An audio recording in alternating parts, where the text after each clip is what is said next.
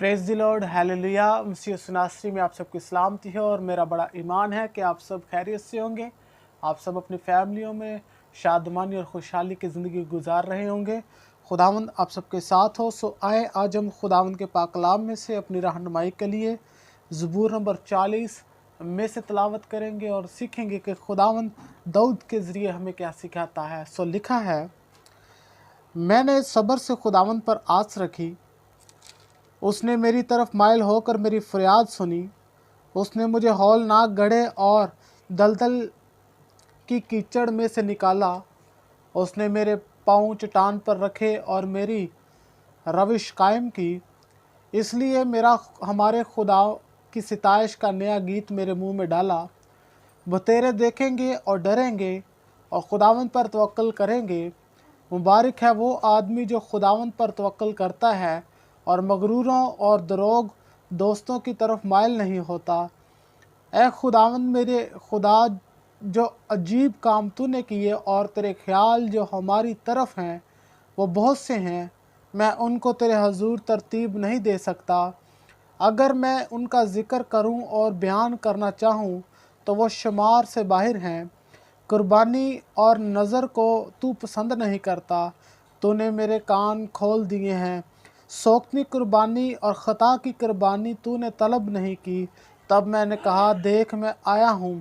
किताब के तुमार में मेरी बाबत लिखा है। ऐ मेरे खुदा, मेरी खुशी तेरी मर्ज़ी पूरी करने में है, बल्कि तेरी शरीयत मेरे दिल में है। मैंने बड़े मजमा में सदाकत की बिशारत दी है। देख मैं अपना मुंह बंद नहीं करूँगा। ए खुदावंद, तू जानता है मैंने तेरी सदाकत अपने दिल में छुपा नहीं रखी। मैंने तेरी वफादारी और नजात का इजहार किया है। मैंने तेरी शफकत और सच्चाई बड़े मजमा से नहीं छुपाई।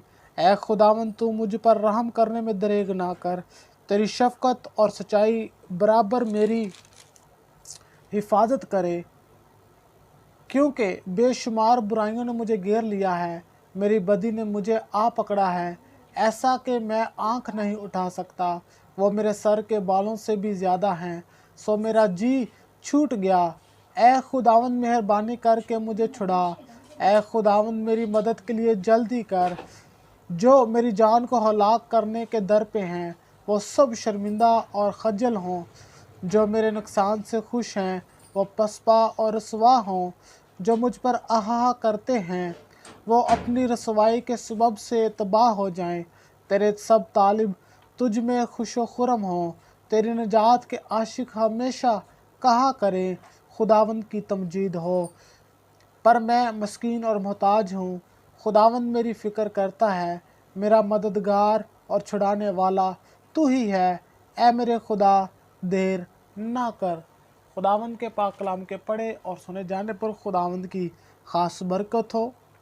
और इस ज़बूर में जो दाऊद नबी है वो खुदावंद की हमदो सताइश कर रहा है कि खुदावंद जो कादर मुतलिक है, खुदावंद मुबारक है, खुदावंद जो मगरूरों का मुकाबला करता है, खुदावंद जो सब्र और रहम से भरा है, उसकी तारीफ़ हो। क्योंकि दाऊद नबी खुदावंद से बहुत प्यार करता है, वो उससे बड़ी मोहब्बत रखता है। और खुदा दाऊद के बारे में कहता है कि दाऊद मेरे दिल के मुआफिक मुझे मिल गया है। और इसलिए दाऊद यहाँ पर खुदावंद से अपनी मोहब्बत का इजहार कर रहा है। कहता है कि ऐ मेरे खुदा, मेरी खुशी तेरी मर्ज़ी पूरी करने में है। कि जो मेरी ज़िंदगी का मकसद है, जिस लिए तूने मुझे चुना है, जिस लिए तूने मुझे मसा किया है और मुझे इसराइल का बादशाह मुकर्रर किया है, तो मेरी खुशी इसमें है कि मैं तेरी मर्ज़ी पूरी करूं। तो आपने देखा है कि यीशु मसीह भी जब बागे गतसमनी में दुआ करते हैं और दुख की हालत में दुआ कर रहे हैं, तो कहते हैं कि खुदा हो सकता है कि बाप ये प्याला मेरे हट जाए, लेकिन फिर भी मेरी नहीं बल्कि तेरी मर्ज़ी पूरी हो। हमेशा बाप की मर्ज़ी पूरी होनी चाहिए। खुदा की मर्ज़ी को पूरा करें। आप भी अपनी ज़िंदगियों को खुदा के जलाल के लिए, खुदा की मोहब्बत के लिए, खुदा के फजल के लिए इस्तेमाल करें। खुदा की निजात को आप दूसरों तक पहुंचाएं। हमारे लिए यही खुदा की मर्ज़ी है कि हम उसके जलाल को दूसरों तक पहुँचाएँ।